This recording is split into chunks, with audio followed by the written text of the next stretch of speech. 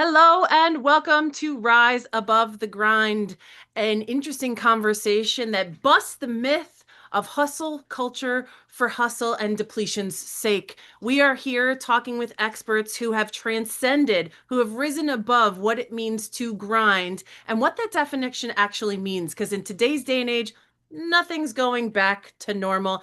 Everything is new and up for review and accelerating. So it is my pleasure and my privilege to bring our guest expert to the stage here, Selena Thiele, who is the founder of Office Mercenaries. She launched her business in the middle of the hybrid push, going absolutely virtual, needing to find team onshore, offshore, insight in your backyard, but also in your digital Brady Bunch boxes. So she's been innovating and pivoting all the way through. And so we're about to learn what it means to transcend and rise above the grind from her perspective and as she's built her business. So Selena, welcome to the stage.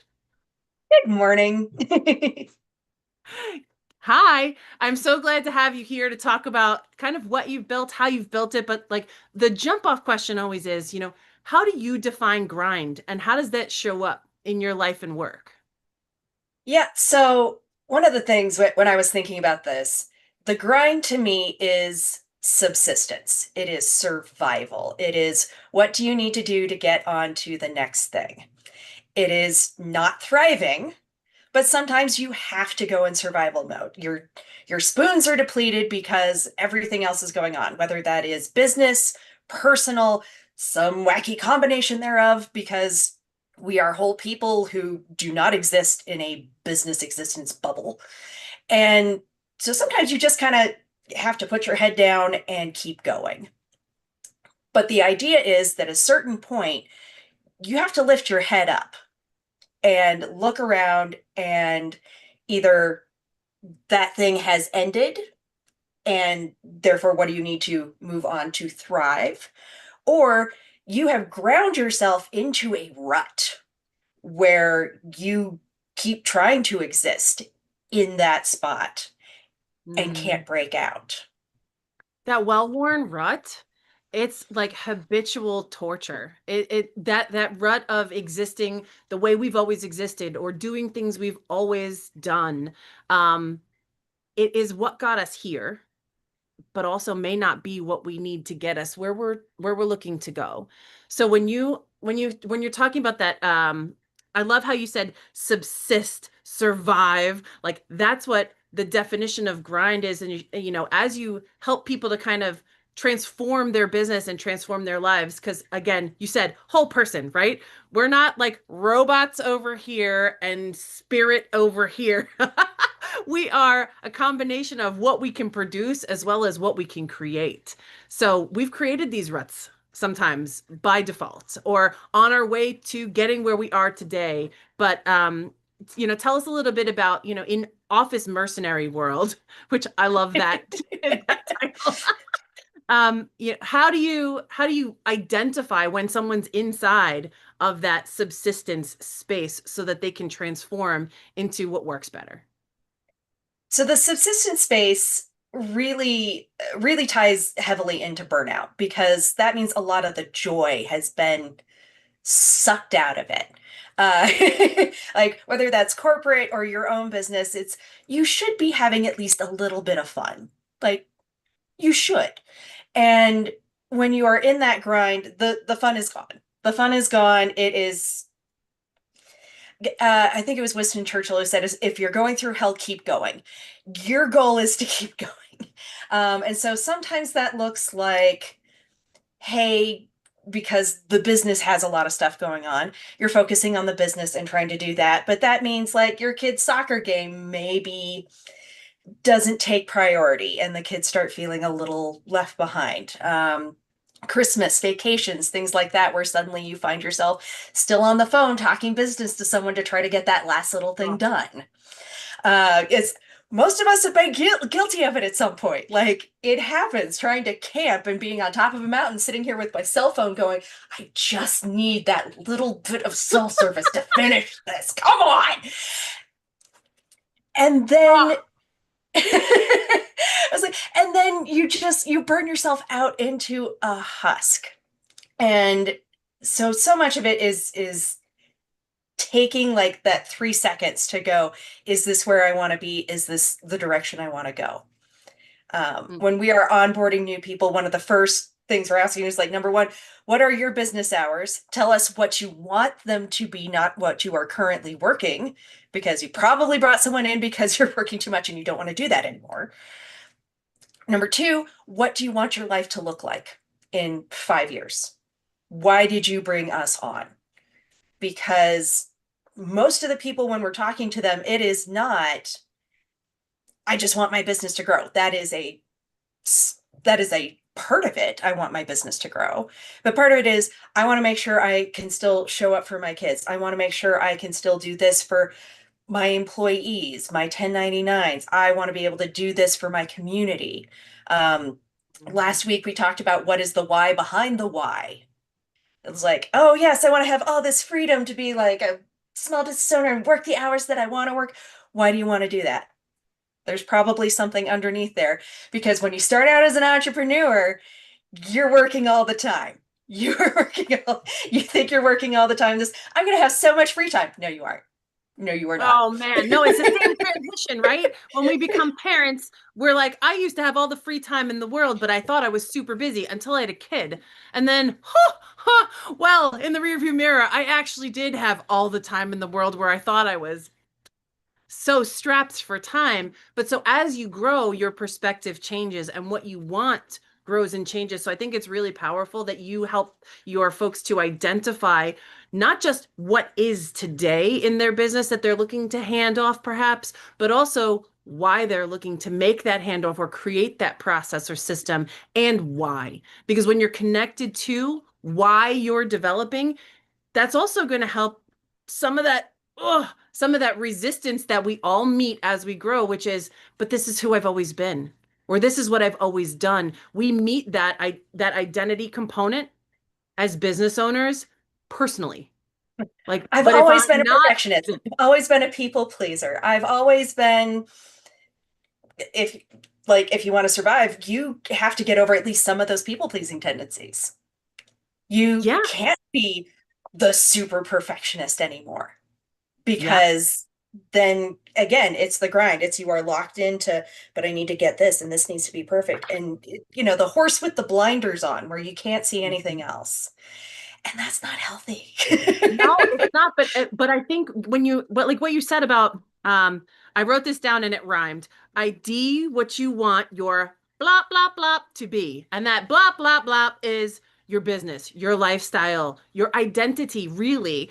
And so as you clarify what you actually want, what comes up in the wake of that is always letting go of what you have held on to and I in your and held yourself out to be to you.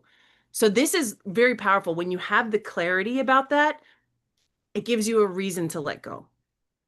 And so, as a office mercenary now, what are some of these things that you are helping people actively to let go of, perhaps in their operations, but also, as their guide?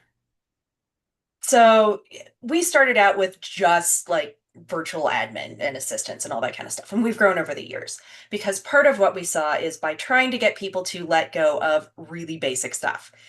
Let someone else check your email. I know it doesn't take that long. It doesn't feel like it does all this stuff. However, oh dear God, that can be a time and a brain drain. You just don't realize it until all of a sudden you're at the end of the day going, where the hell did my day go?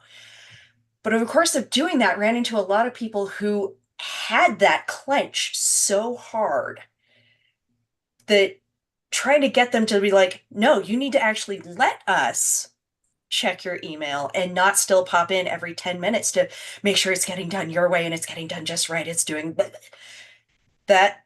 That is the way of insanity. One of the rules that I like to say, if someone else can do it 80% as well as you, stop doing it. Stop doing it unless you really, really love it and you really want to keep doing it. Stop it. Like, I Yeah. promise you, someone else can answer your email 80% of the way it's good as you can. Good Lord. I mean, so here I am speaking with my hands, right? I'm very loud. I want to invite my two collaborators here that are co-hosts here in the space today, Jason and Jess. I want Jason first, and then Jess, what are you hearing right here that I mean, I know I mean, like here I am. I've gone through some of this gotta let it go stuff.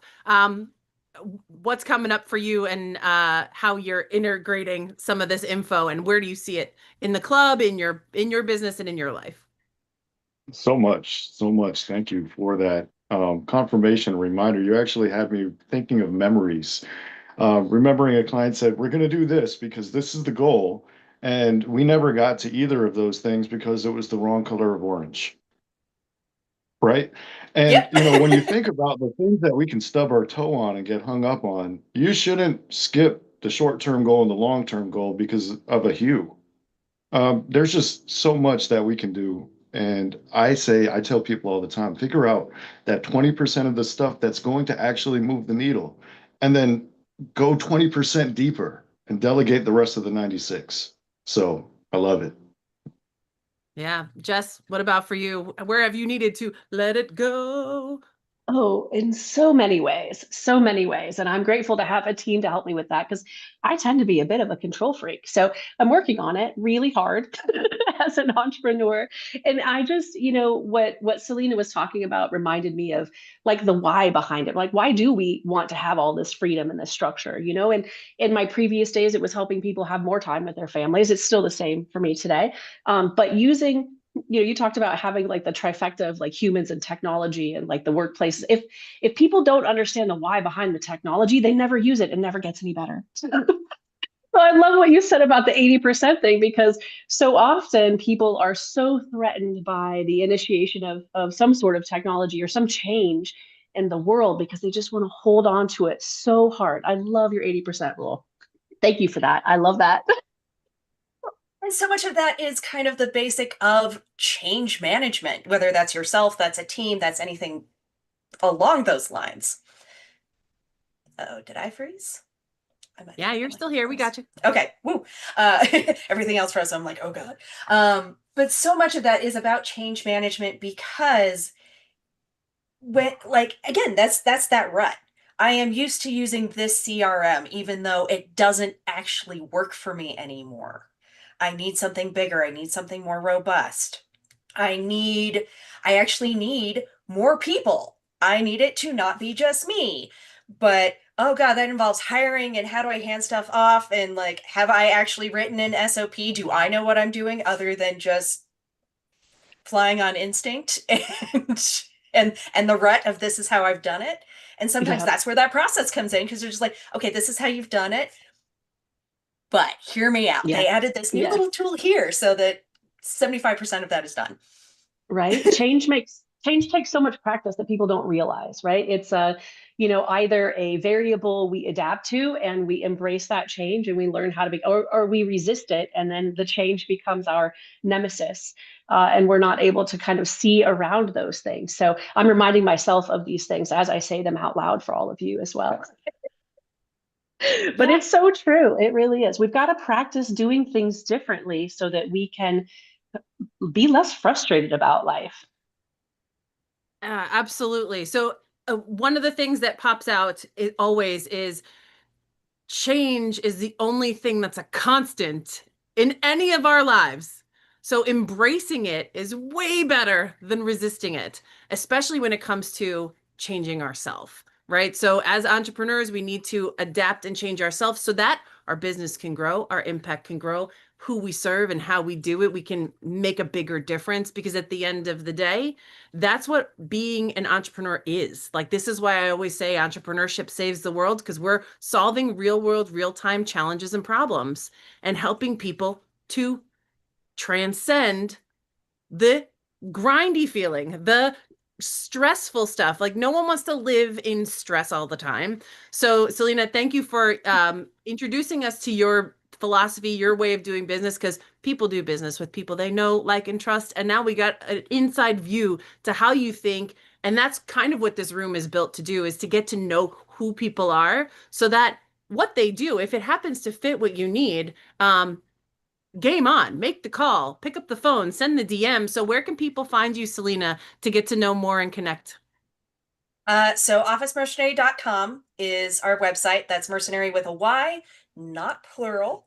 And then we are also on Facebook, Instagram, TikTok. You name a social media platform, there's a 95% chance that we're on there. Reddit. I spent part of this morning answering Reddit questions by entrepreneurs sitting there going, but what about this? No, stop it. Stop it. Stop doing that. Oh, I love that. And so she's also now inside of the Rise Above the Grinds community. So if you're here and you're witnessing this, please sign up to be an audience member. Join the No More 9 to 5 Club. We have a community that is growing, bursting full of people who are done grinding it out to be successful. We are transcending hustle and suffer to succeed, and we're doing it together because entrepreneurship can be really lonely. So I want to invite Romaine Wright and Talmar Anderson to join our VIP panel here as I add you to the spotlight. Romaine, in your founder culture that you address, how does this kind of conversation show up in your line of work? All over it. um, so two of the things that I talk about a lot that came to mind for me was boundaries. In the sense that we talk a lot about boundaries for others, but we don't always realize that when we set boundaries for others, we're setting them for ourselves as well. And not being able to stick to our own boundaries is a challenge, right? Because if you're saying this is where the line is, you also have to empower yourself to say, okay, now I'm not letting anybody cross this line for me, right? If I'm saying I'm on vacation and I'm not taking calls, I'm not taking calls. And people get used to what you allow either way, right? If you're going to take those calls, they're going to make those calls. If you're not going to take those calls, they'll stop calling. So, that really came to mind for me. And then the other thing I talk about is permission for ownership, meaning giving ourselves permission to own what we want to own and delegate the things we don't want to own. And I put it in that term, or I use that term because we don't often think when we're transitioning from a corporate space or a job into being an entrepreneur, we're not used to having permission to make those kind of decisions. So if we when we realize we can give ourselves that permission, it's a whole different ball game. It's like, oh, I get to decide how I'm going to move, how I'm going to show up. Now, the game has changed, and it's a whole different view and way to see how you can navigate and what you're allowed to do and how you're allowed to just run your own business and live your life. Mm. I was Selena. like, I was like, the permission thing is chef's kiss. It's beautiful. Partially because that permission to own this is what I own, that is also permission to say, I don't own this. I don't Mhm. own this. I am going to give it to someone else. They are going to own it. If it breaks down, yes, we need to have a conversation, but they own it. Mhm. And letting them actually own it. That is, and especially like startups and all that kind of stuff, because so many of them are in their grind tends to be like, okay, well, I got this funding. Okay, so now the company works and now I need the next round of funding. And now I need the next round of funding. And then they forget about the rest of the company and Mhm. they don't have anyone who's actually running it. And that is where things explode and that's where stuff collapses because you have to have those trusted people. You want a community. You want your Robin, Batwing, or Nightwing, Alfred, whatever, to your Batman. You want your backup person that you know is gonna be there to like pick up. And if you don't have that community, that is part of where that like I don't trust this person to like own it comes Mhm. because they haven't built the trust and you aren't giving them the room to trust. It's the same way with kids. You have to give them room to do their own thing. You And then do. you can correct. You do. And part of what we need as a group of big thinkers is room to have that thinking space. So it is bringing ourselves out of the doing and allowing that it's necessary to have nothing time, and you allowing you to have space to have ruminating time, reflection time. Talmar and I talk about this all the time, but talk about needing to let it go, but also delegate and letting other people own stuff. Woman, what are you hearing, Talmar? Well, actually, you know what? I could talk about all these things with Selena all day and all night, and there might be some bourbon involved on my end at the very least. But the 2 points that I really want to hit on that Selena was just so spot on, and we align in so many ways. The first one is I think that business owners don't understand how much clarity they need about what they really want in order for us to structure the business, the processes, and the team specifically to deliver on that. Because there's so many ways to build companies and there's so many ways to do business. And we all start off with all the shoulds. We get should on everywhere. You should do this for marketing. You should do this for business. You should hire this person, right? And that keeps us in this world of building something that's totally not where we want to go. So one, the first note is exactly what Selena said. You have to know why am I trying to delegate this? What it's saying, well, I want more time, of course, but what do you want to be doing with that time? Because that lets us know what maybe the next hire needs to be or a process that needs to be documented. So the first thing is build it around what you want. That's literally why we became business owners. We want to work with who we want to work with and do what we want for the clients we want, right? So start with you. And then the second piece, which is something I really work with my clients a lot on, and to great setup, Alyssa. Thanks for walking right into it. Was that change should be planned for and time allocated on your calendar as the business owner and CEO. And that sounds like crazy sauce. I hear the words. You guys are like, Tamar, change happens when comes and kicks us in the butt. But truthfully, we know that our small business is consistently changing, right? Whether there's a new marketing innovation that we have to learn how to use. Well, thank you very much, AI, right? Or if there are different tools, people, changes, expansion of market, all of a sudden some sales starts hitting and we've got to start hiring. So if we know that we're building a small business, that we're planning to grow, we should at minimum once every 6 months, give yourself a half day to look at your job description. What are you doing differently than you thought you were supposed to be doing? And really assess what needs to change there. Look at your team's job descriptions. What have you pulled off of somebody and handed to somebody else? And get honest about whether that's an underperformance issue and something you need to be managing. Look at your business structure. What have you been pushing to sell and nobody's buying? So you probably got to let it go. I just think that we don't put ourselves on the line enough to create space to consider change. And that's where we feel grind. We feel like we don't have the time, but back to ownership. And I'm sorry, was it Jess or Romine? I apologize. Somebody was talking about ownership. Sorry, don't. I didn't mean to miss that. But ownership of you are the boss, and no one's going to give you permission. Boy, this is all coming together today. And drink the right amount of coffee to really sit down and think about what you want and where you want to go. And so I love everything you were saying, Selena. Totally chef kiss. Yeah.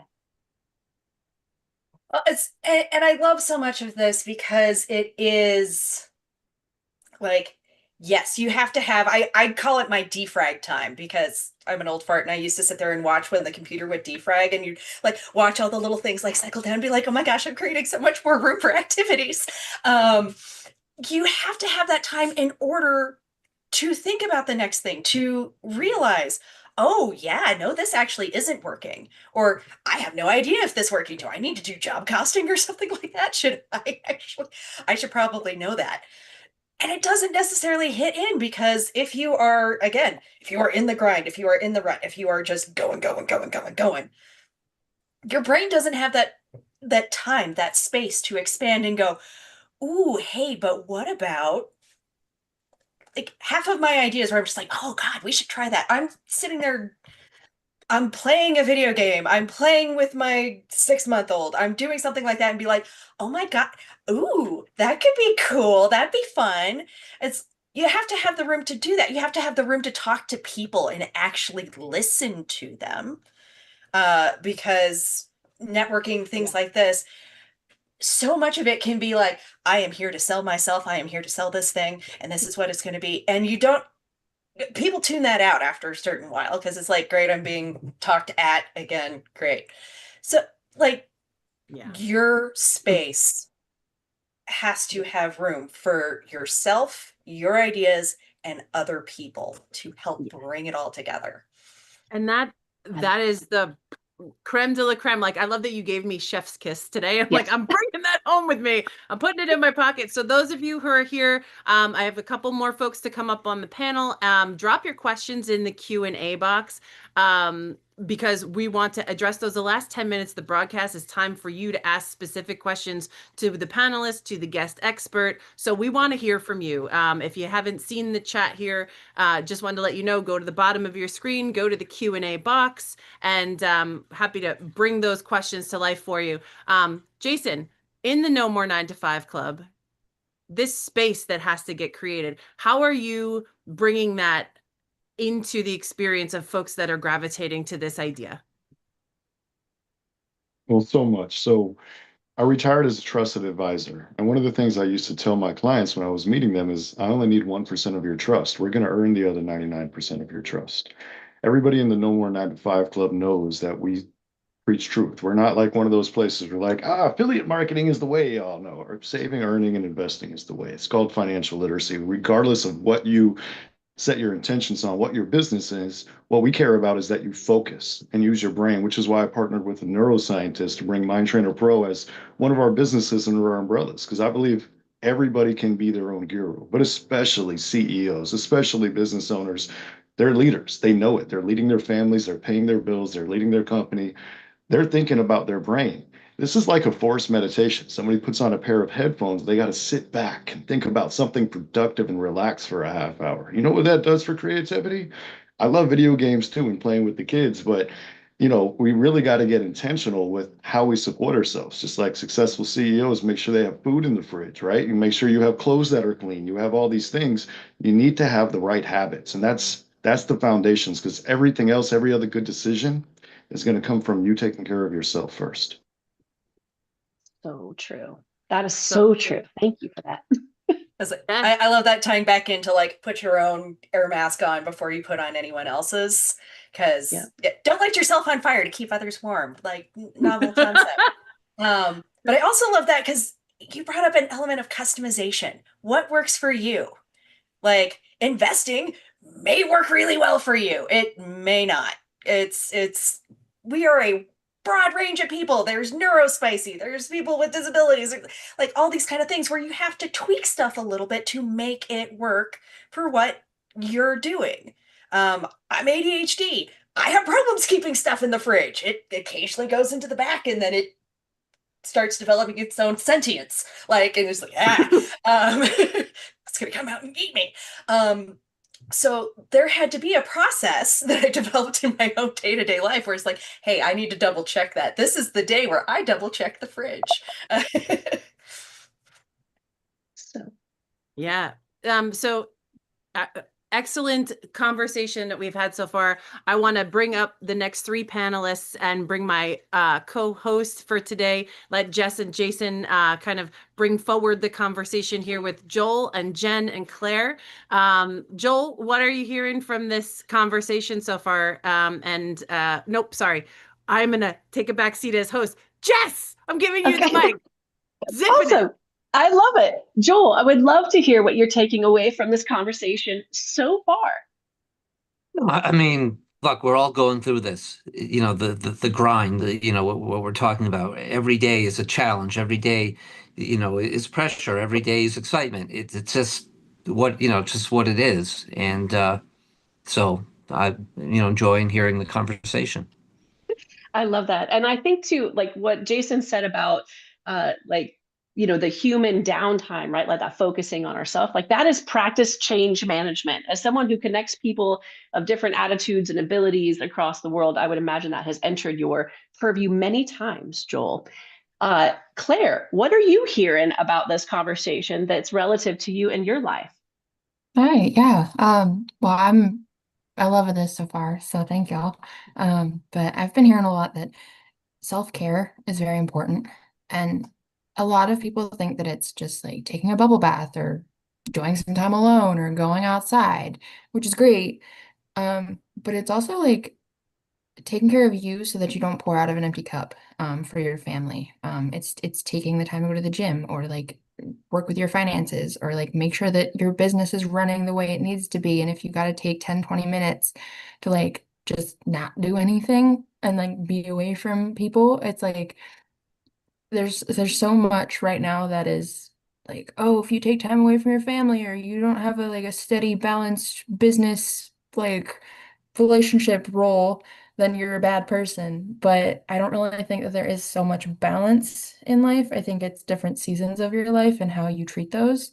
So I'm loving it because you talked about how delegating, and like delegating something to someone who can do better or just as good as you, then you need to save that time for you to do something that's going to move your business forward.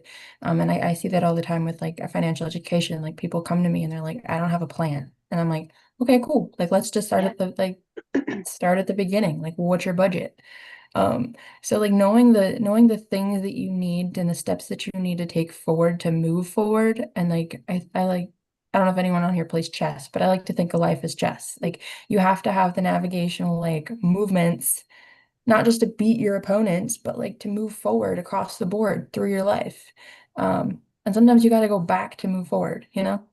Yeah, totally. That's so good. And I think too, many folks, I think especially in entrepreneurship, first starting out, like kind of fail to see the safety in having a plan, right? The freedom you get in actually having a strategy and a plan that's gonna, whether you're doing those things or they just need to get done, having that plan, I think, is super important. You can bring those people in. So you're not being should upon all day, every day, and taxing every piece of your soul to earn some revenue. So I love that. Thank you so much for sharing, Claire. I agree with you completely.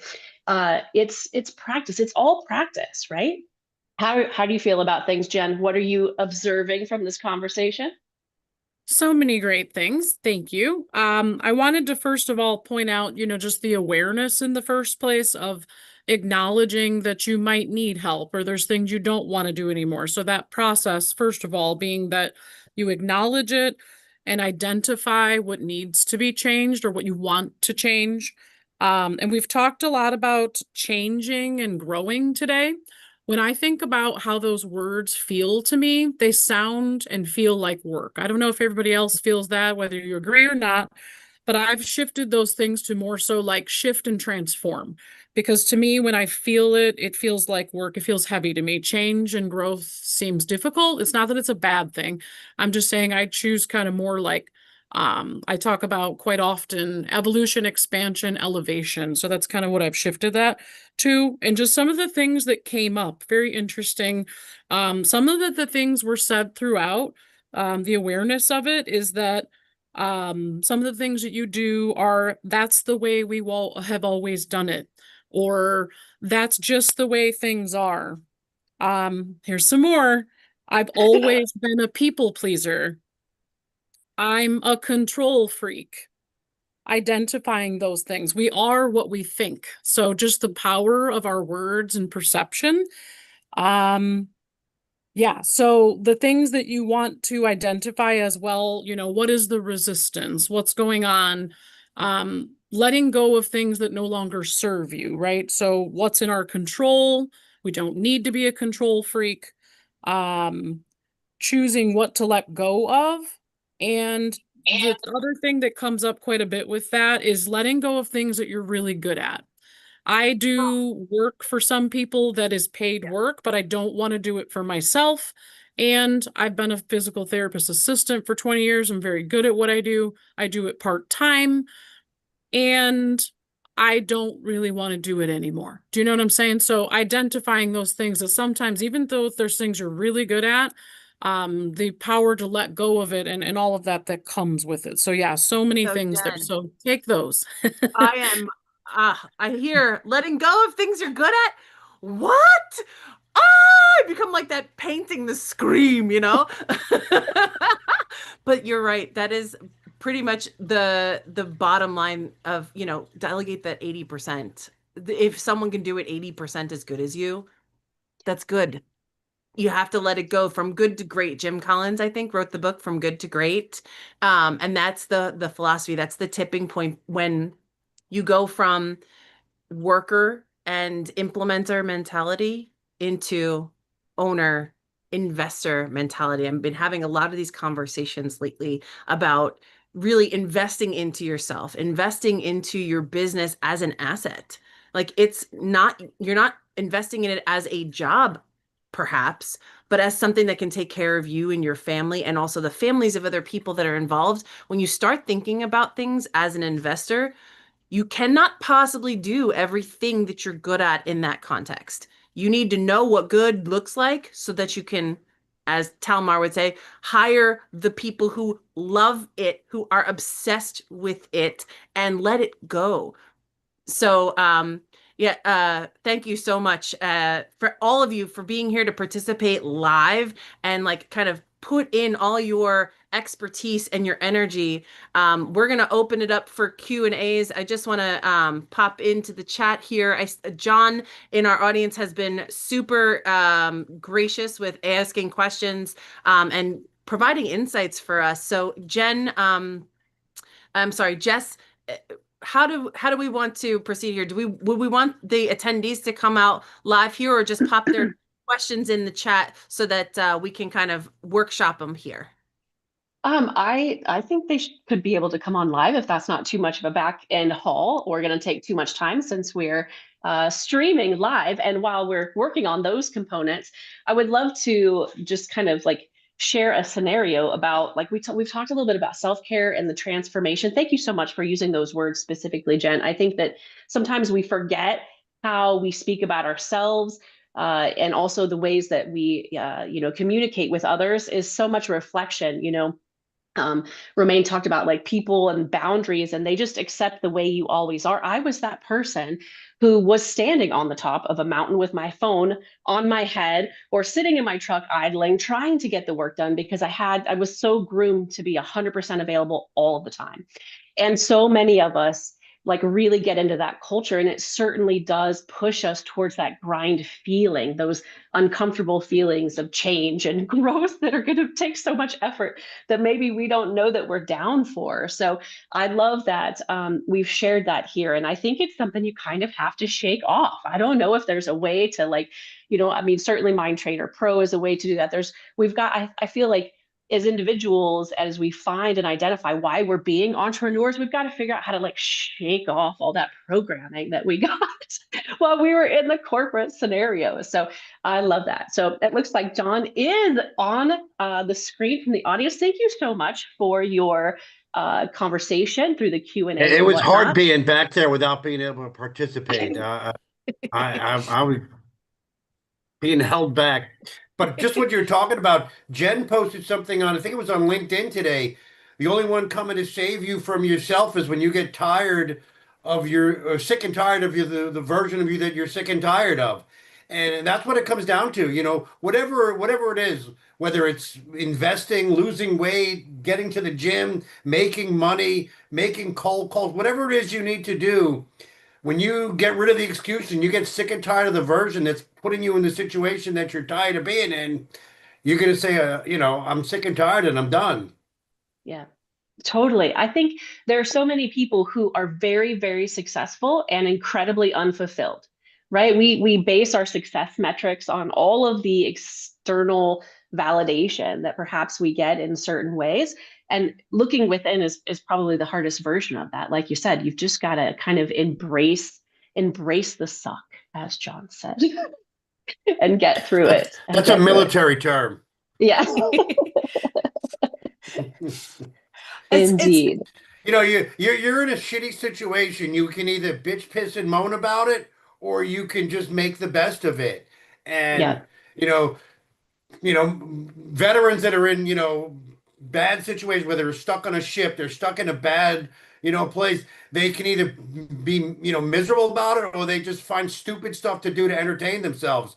And you watch some veteran, active duty military veteran, Facebook pages, and you just see some most ridiculous stuff people do just because they're bored and they're entertaining themselves and they're making the best of the situation. And it's Yeah, better than the alternative. for sure. What say you about that, Jason? Well, I'm a vet too, so John knows we definitely did a lot to entertain ourselves, and I made a lot of dumb choices when we were sitting around bored, from fights to alcohol to if I would have had a phone, I'd probably be all over TikTok back then. Thank God I didn't. Um, Anyways, long story short, it's important to have the right mindset. No matter what you're going through in life, if you know that there's a tomorrow, there's another side, it's your job to be ready for it. That's one thing that I can really appreciate about the military. I'm always ready for whatever comes next for the now. Selena. It's I love so much of this because it is, yes, sometimes you do have to embrace the suck and you find the joy anyway, or you collapse. Like that's just how it goes. But so much of like this moving forward and choices and all of that kind of stuff, sometimes you don't know which direction to go. It's like, I know something is not right. I know it cannot stay like this. I don't know what that next step is. And so that's when we go back to like, you have to take time to clear your brain and do the stuff that like Jason was initially talking about, like the Mind Pro and things like that. That is where you bring in leadership professionals and things like that to go like, okay, let's break down. Let's essentially break down your life and see where you have lost joy and how do we get it back? How do we let you let go of the things that you're good at but do not actually serve you anymore? Um, I obviously started as an admin. I'm good at admin stuff. Trying to hand that off to other people, even though like this is our entire thing, was really difficult for me because there's that moment where it's just like they start to struggle a little bit. It's just like, okay, here, just let me fix it. It'll take me like 2 seconds. And you can't do that because then you don't grow.